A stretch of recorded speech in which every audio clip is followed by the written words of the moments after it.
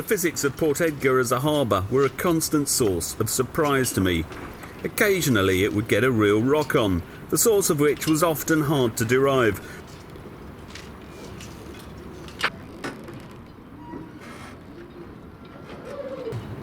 It's weird, you get these pulses come through. No idea where they're coming from. Although the cargo ships heading for the continent and the workboats were main suspects.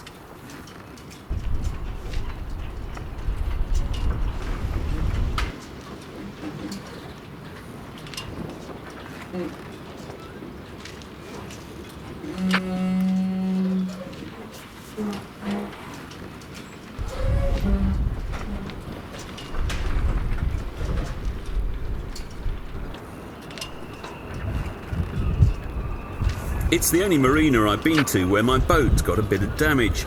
Just a few extra scars on her bow, but I can live with that.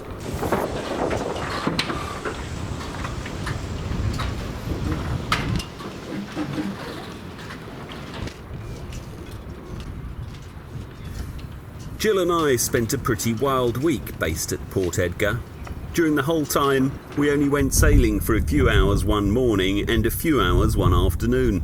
The rest of the time the wind blew like a good one.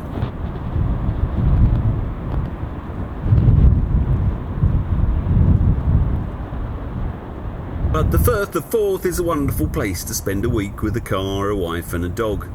The beaches are little short of inspiring. The best I've seen apart from those of Orkney, of course. I've not yet been to the Outer Hebrides, so I can't pass judgment on those.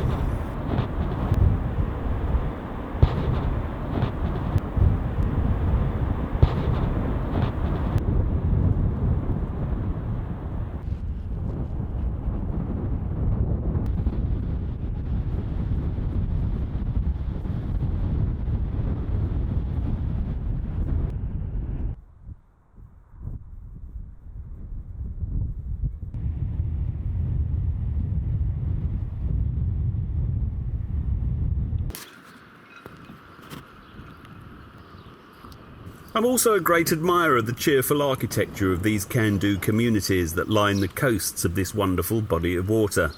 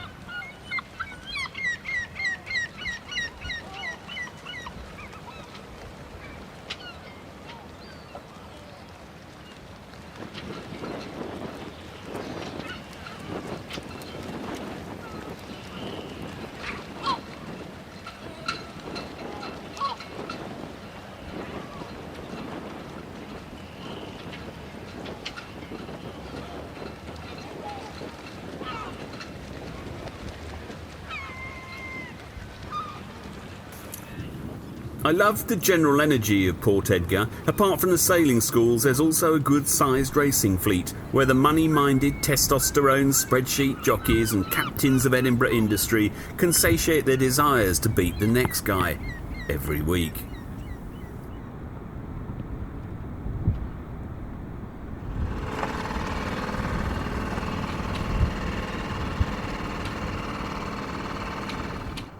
Scotland 1, put the spray hood on. Can't sail with it up there. Going up the Forth. A few bridges. This morning the tide is ebbing till about 12, and then I'll ride the flood. The other thing that's happened is this lovely boat's appeared. What a treat. Took some stills of it the other day. Blokes loved it. So I'm pretty much ready to go.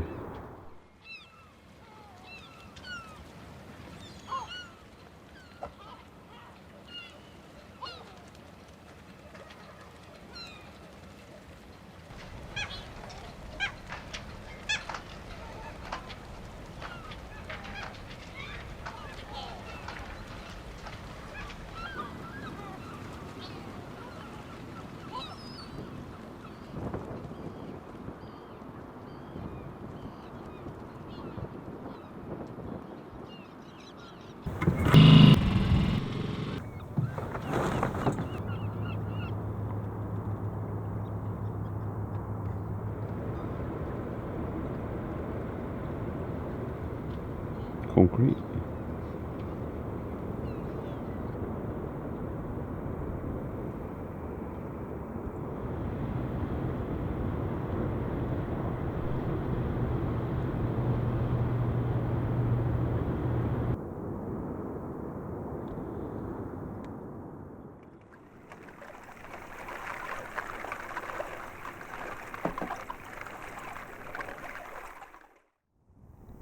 It is a busy river. I mean, I prefer a river that isn't surrounded with too much industry, but you know, if you're going to have industry, let's have an aircraft carrier.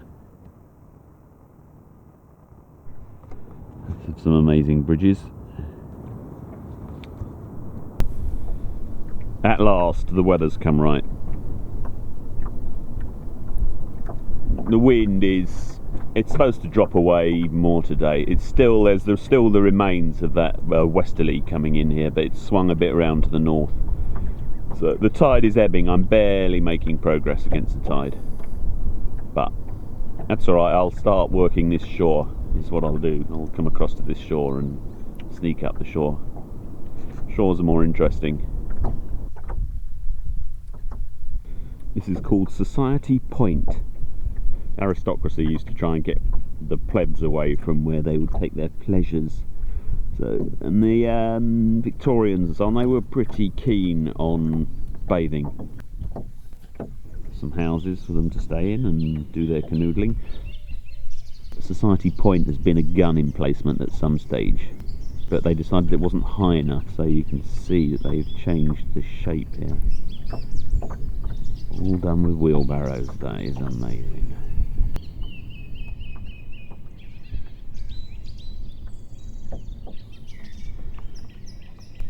Put a telltale up.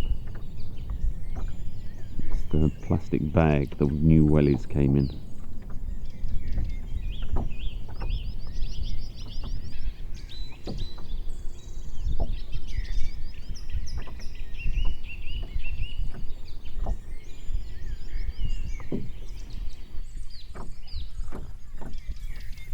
Blackness Castle is a bit of a classic.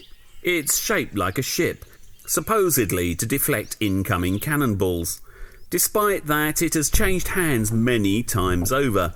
You don't really have to take a place by force, just devote enough time to starving out the 15-man garrison.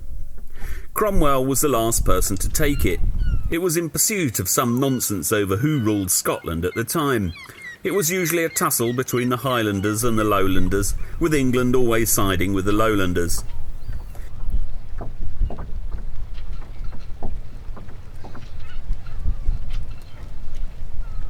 There have been lots of battles along here because the English could bring troops in by boat and land them. So there's battles at Stirling, Falkirk, Bannockburn.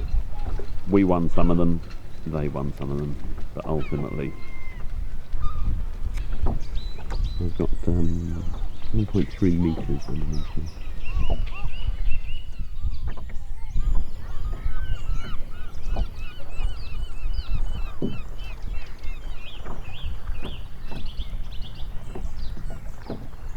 Blackness Boat Club.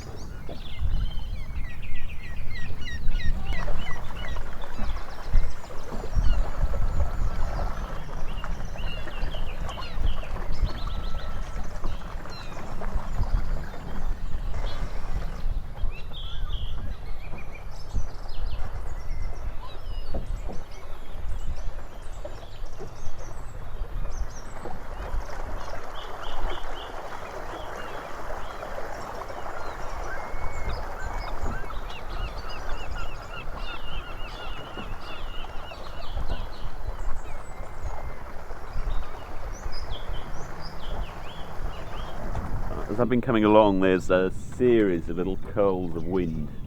I guess they've been thrown off by the mountains and they've come rolling down. And you can see there's a little band of wind which will last for a minute, two and a half minutes, and then there'll be a little flat spot like we're in at the moment. You can see that there's this little band just coming. That's good, the flood has started. Just suddenly hit the flood tide. Brilliant. Now we're cooking.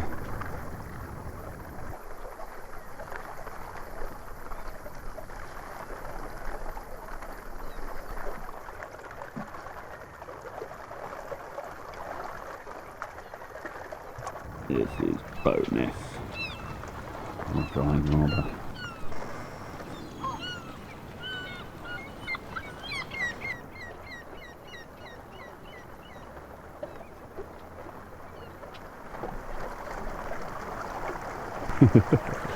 Just on the steam train.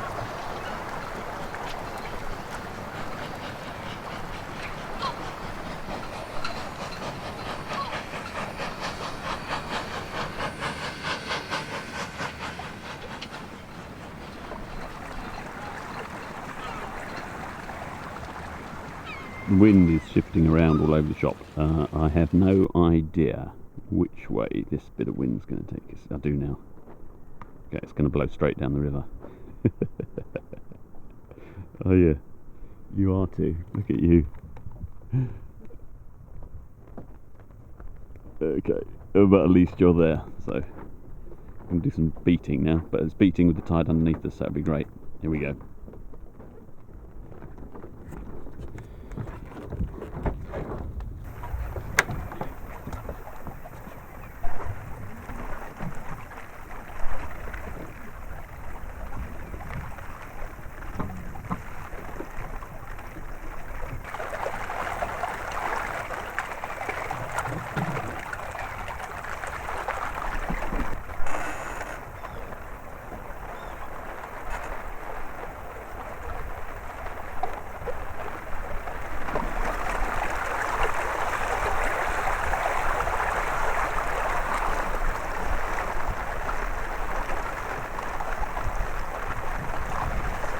I am just coming up here, Blackness, that's where the train was, so I'm just coming up here somewhere, and then we'll swing around that way, so it should turn into an even nicer reach, as long as the wind doesn't swing with me.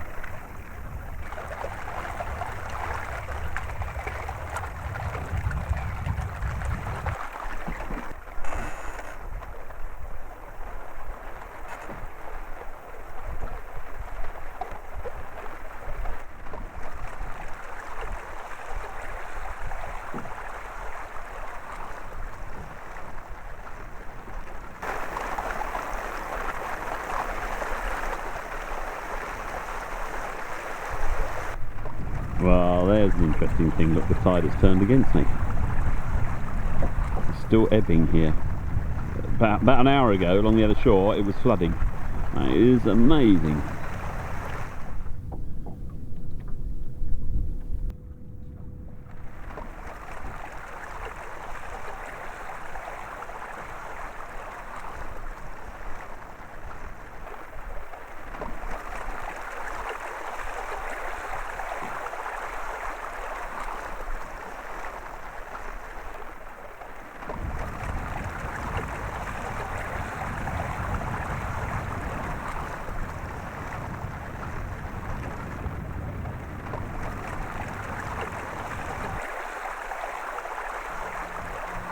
Says here, Kincardine Bridge has clearance of 9 metre at high water springs and does not normally open for vessels under 18 metres in length. Navigation spans lie on either side of a central island jetty, the middle of the navigation spans being marked at night with white lights and the extremities of the swinging span by red lights.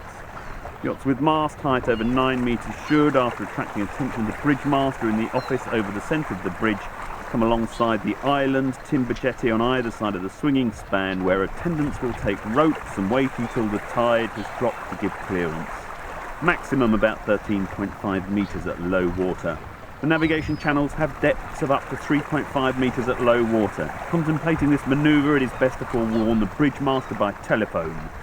If the bridge must be opened for a vessel under 18 metres, special arrangements required to be made with the Scottish Development Department.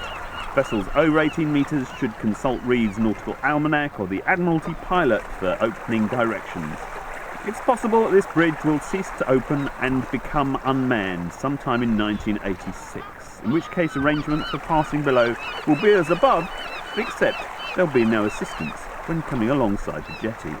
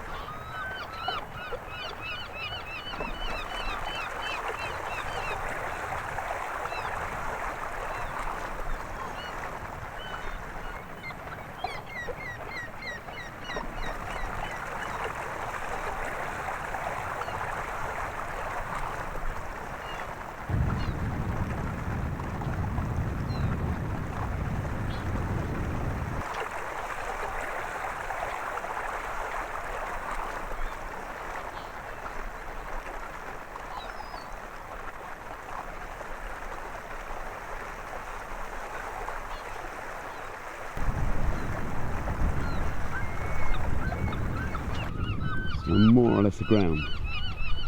You can see there's a bank here. Everything's up.